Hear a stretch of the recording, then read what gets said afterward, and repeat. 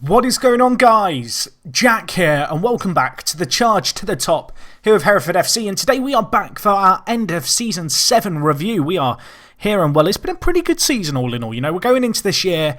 I really didn't know what to anticipate, I guess, going into the Championship. It was a big kind of unknown, and well, to come 7th, to miss out narrowly on the playoffs, I'm pretty happy with. You know, perhaps the nature of the way we missed out on the playoffs is a little bit disappointing. You know, when you look at our form to end the season, the fact that we lost three of our last 4 games, that's disappointing, really. You know, and we didn't really go on a cup run either. We got knocked out in the FA Cup 4th round. But as I said, going into this year, I really didn't know what to expect. You know, it was a big kind of question mark. You know, where could we finish? And, well, if we look at the season preview, obviously the odds all update. But for, well, a long spell of the year, we were down at the bottom. And in fact, you can see here, we're still down at the bottom, despite the fact that we are mathematically now in 7th. You know, we were predicted to finish, you know, in the bottom half. Relegation zone was certainly kind of the main possibility. And we've really managed to defy that expectation. You can see Nottingham Forest and Burnley going... Nottingham Forest and Burnley. Nottingham Forest and Burnley were the favourites to go up. Neither of them went up, although they are both kind of in the playoffs and going to be battling it out. Forest have had a very good kind of season recovery. And while you can see here, looking at our kind of season, it's been a pretty good year for us. You know, we were as high as 4th at one point. We kind of, you know, ended up in 7th. But considering kind of around Christmas time, we were, well, barely in the top half of the table. I feel like where we've ended up is perhaps where we deserve to be, really. And when you look at the team, it's a team that, you know, has received some pretty good strength over the last year or so. I feel like we have, you know, definitely improved the squad. You know, players like Needham coming in, a massive addition who, of course, came in January, really has had a good impact at the club since joining us. And I feel like with a few more players like him, we can really march onwards and upwards. You know, I feel like this year is just a fantastic platform now to hopefully have a good summer transfer window, bring in a few players and look to build off it. You can see, looking at our money, transfer budget remaining is £1.2 million. We've got £30,000 in the wage budget. Obviously, a few players already scheduled to come in, a few more that you will find out more about, I guess, next episode. But really, I'm happy with where we're at, and I feel like now it's a case of maybe getting a few more players in a few positions. I'm looking at maybe a new left-back, maybe another new defender instead of Dickey. I guess a new centre-back would be pretty useful, actually, because really, with Rumsby's loan expiring, we are going to need an alternative. And then looking kind of higher up the pitch, you know, maybe a talented wide man would be good. And also a central midfielder, I guess, is kind of top of my agenda. In terms of our season performances as a whole, I kind of already talked about the Championship, but just have a quick look at the various other competitions we were, of course, involved in. There were a few, weren't there? Let's have a look at them quickly. So, in the EFL Cup, it was disappointing, really. We lost to Norwich, of course, a team who are in our division. But we lost 3-1 there. I already talked about the FA Cup, so really there hasn't been that much of a cup run as such to go on, really. You can see here, obviously, we beat Dulwich Hamlet barely in the FA Cup 3rd round, and in the 4th round, it was pretty disappointing, I guess, to lose to Bolton, because they are in the league below us, albeit, of course, they were relegated last year. But really, when I look at our league performances, as I said, they have really kind of improved over kind of, well, the period of time since Christmas. And I'm kind of hoping now that we can take some of this momentum and really push onwards and upwards. You can see in the second half of the season, we didn't really have a draw. We had one draw against Reading in kind of mid-January, and with the exception of that, just lots of wins, really, and lots of defeats here and there. Defensively, I definitely think there's room for improvement. You can see we didn't really get that many clean sheets. But as far as the team's kind of overall performance is concerned, obviously, very, very happy indeed. And, well, when you look at the kind of team stats here, obviously, we scored the second most amount of goals in the league. In fact, it was joint second with Burnley, who, of course, if we hadn't lost to by such a massive margin on the last day of the season, we would be ahead of in that kind of regard. In terms of other stats, when it comes to attendances, that's something that's obviously kind of interesting to look at. We are still looking to expand our stadium, although when that's going to happen, we don't really know. But you can see here, every game is a sellout, which is absolutely fantastic. We had 23 sellouts from 23 games. You really can't ask for much more than that. In terms of our salary for the year, you know, we're down in 23rd when it comes to our yearly wages. Financially, we are insecure, apparently. I'm hoping, obviously, that that's not going to be a problem. I feel like if we need to, there's definitely some players we can sell. But yeah, when you look at our salary per year and the fact it's £5 million, and then you consider kind of Burnley, who we obviously played on the last day of the season, they have a wage budget 6 times bigger. it really gives you an idea of just how big the achievement has been here, kind of this last year, given the budget that we've got. And that is definitely going to be my big struggle over the summer, is going to be, I imagine there's going to be a few players who want wage rises, but not only that, but the players that I need to try and bring in, I feel like, to elevate us to a Premier League quality side. They're going to want big wages, and I am going to kind of have to bite a bullet, I think, and kind of accept that I am perhaps going to have to, pay players a little bit more than I have been already. Worth noting, in terms of tackles won, we have got the most tackles won. We really do work hard to win the ball back with kind of a high pressing game, and that's something that the team really works hard with, and I guess that's a really good sign, because we do play a high tempo of football, even when we don't have the ball. We're trying to desperately win it back, and so to have the most tackles is pretty good. Obviously, the other stats here that we kind of lead the way in are stuff like attendances. In terms of our defensive record, I guess that would be a useful thing to look at if I can find goals conceded. Here we go. So goals conceded, this is where we kind of let ourselves down, because we are down in 14th for this, conceding 67 goals in 46 games. Now, compared to some teams like Huddersfield, who conceded 96, that's not that bad, really. Huddersfield, they were a team who actually I thought were going to do a lot better than they have done this year, but defensively, they've obviously been woeful. I guess our saving grace is, despite our defence being kind of average, we've just been scoring so many goals, and we've really benefited from that. And, well, speaking of goal scorers, there's only one name that really springs to mind, and it's Kevin Kelly. Of course, a player on loan from Watford. His loan expiring at the end of next year now, which is great. It means we've got another year of his services, and I'm going to try and, I guess, extend that for another year as well, if I can, until the end of next season, so that we will have him for at least the next 2 years, because at 20 years old, this guy, he's improving a lot under us, the 20-year-old Scottish player. I don't feel like he's far off now playing for the Scottish national team, and 29 goals and 15 assists. Your first season at Championship football is absolutely superb, and it's been fantastic just to watch this guy develop. Obviously, last year was a solid League One striker, but he's really added so much more to his game this year, and he really has shone as a result. I guess the other players worth mentioning, James Maddison, a big player for us. He's always been a big player for us, this guy. At 26, though, I feel like his days are numbered perhaps now in the first team. Only played 35 games this year. That is down on the previous 2 years, but still chipping in with a lot for us. And I guess an important thing for me in the summer is going to be trying to bring in a few more players that mean that we are less reliant on Kevin Kelly for goals. Getting in a little bit more attacking talent, as good as Anthony Ford and Jay Beckford are, obviously our two wide men. You look at Ford here. Is he that great? I don't think so. I don't feel like he is a Championship kind of starting quality winger if we do want to be looking at promotion. The Irish player, he's fantastic for us. But, 9 goals and 10 assists in his appearances this year. Top performances. But I feel like there's more talented options we need to look to bring in. And I definitely feel like, in terms of loosening the load on Kevin Kelly, getting in 1 or 2 players, who can maybe chip in with, say, 15 goals next season, I feel like that's got to be a priority. I feel like Jay Beckford, massive kind of shout out to this guy, really. Obviously joined us at the start of this year, bit of an unknown quantity, joined us for £120,000. Had a mediocre season, it'd be fair to say, at Walsall. But I liked what I could see in this player. Great determination, very good physicals. And this year, 8 goals, 14 assists for him. That is a tremendous kind of breakthrough season as far as I'm concerned. And I'm kind of going to have to look towards offering him a new deal. But yeah, fantastic for the Arsenal trainee. A player who, as I said, not really had that much in the way of first team football. He really has found his feet at the club this year.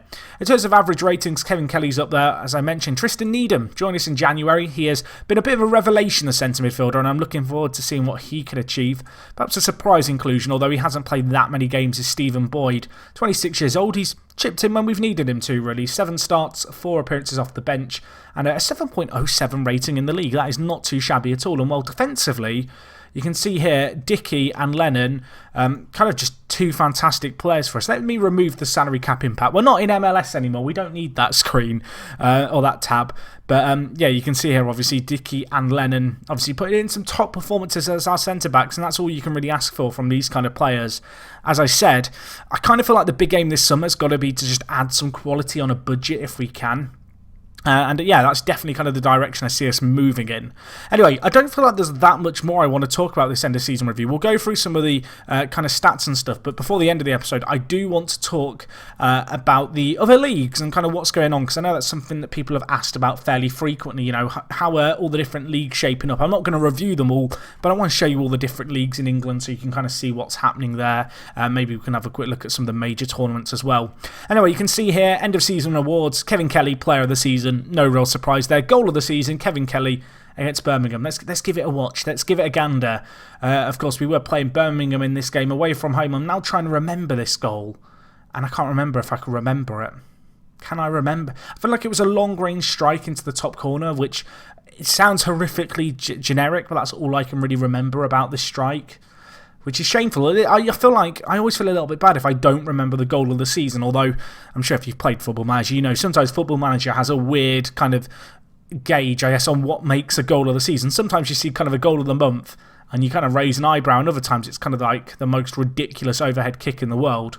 But anyway, this is the goal here, so bit of build-up play. Kevin Kelly, yeah, it's top left corner, if I remember. Top right corner. See, didn't remember it. Lovely strike, though, fair play. I should remember that one. That is one for the collection. Kevin Kelly with that goal really gives you an idea of how good he's been this year.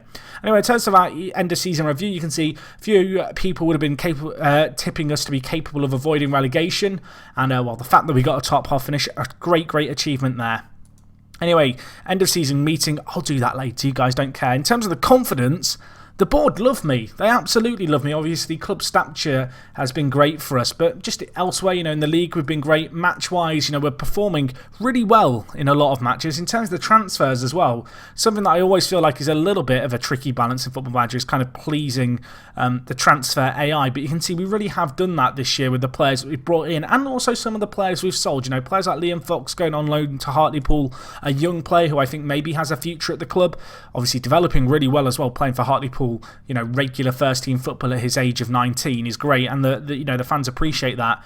And then obviously looking at the players we brought in, players like Rob Dickey, you know, had an immediate impact. Jay Beckford as well. I think one thing that's really worth noting is that this year, you know, we did take a little bit of a risk when it came to the fees that we paid for players. It's the first time I've really started to pay out of pocket for players that we're bringing in. And we look at the performances of players like Needham, perhaps not so much Beautyman, but certainly the likes of Chucky this year had a really good performance.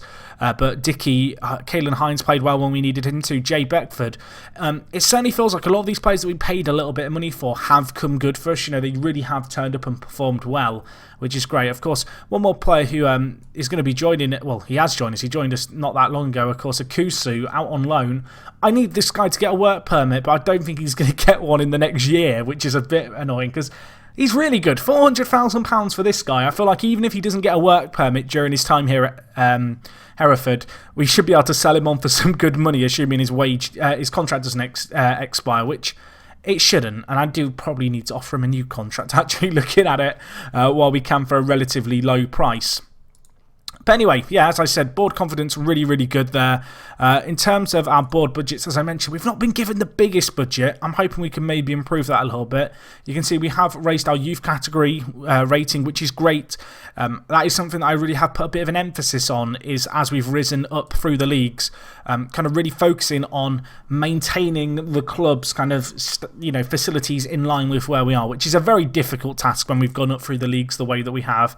But I have kind of made a point, I guess, of improving the facilities as we've gone, and whilst, you know, adequate training and youth facilities aren't fantastic, that is it's not bad at all. You know, I had a lot of people ask me a few years ago, you know, Jack, why do you keep improving your facilities? You know, why not spend that money on players? Because when you're spending a few £100,000 on your facilities and such, you know, perhaps it seems like there'd be better ways to spend it. But in reality, I feel like in improving those facilities so they are in a good position, you know, it really puts us in a great kind of situation going forward. And obviously with the new stadium coming as well, that's another reason to be excited, although you can see here the completion not set to be finished until the 21st of January 2025, which is a long way off.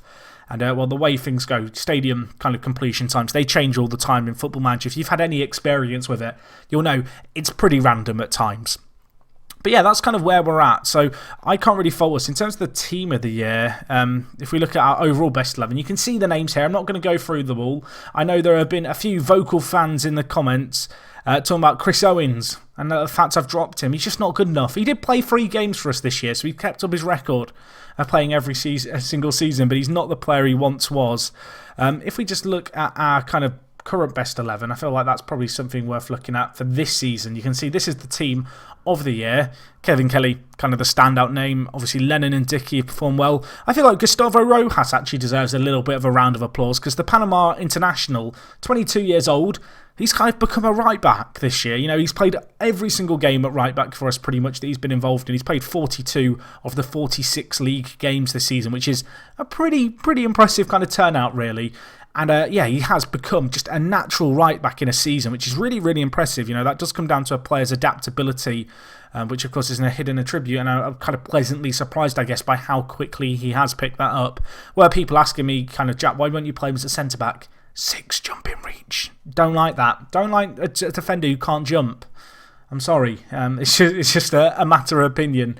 But obviously, Ledson and Tom Davies as well. 2 more players we brought in who we've not really talked about. They played okay. You know, the 2 players who I was perhaps expecting a little bit more from. I feel like Ryan Ledson, I really bigged up. Perhaps hasn't lived up to that billing. A player who, I don't know, maybe if the right offer came in, I might be willing to let him go. You know, try and spin a quick buck because I think there's probably better players out there who we could replace him with for kind of a not dissimilar fee to the price that we could potentially get for him. Anyway, as I said, I do want to quickly go through the leagues and kind of what's going on. So you can see Hull and Derby County getting promoted here. If we move up into the Premier League, you can see it's been dominated by Manchester United and Arsenal ever since Leicester winning the league, of course, in real life and kind of the start of this series. You can see Man City actually going to look like they could win the league. It's going to be really them or Manchester United, a 2-horse race. But there are still 2 games left of that season, so I don't want to talk too prematurely. You can see on the other end of the scale, Brighton, West Brom, Fulham and Wolverhampton Wanderers kind of down there in the bottom 4. They are the teams going to be slugging it out for the relegation zone spots. It's worth noting, actually, Watford are doing fairly well, but in reality, the top 6 is fairly unchanged from what it is in real life. Anyway, if we now just take a quick look at League One, of course, a league we were in just last year, so not a whole lot happening there.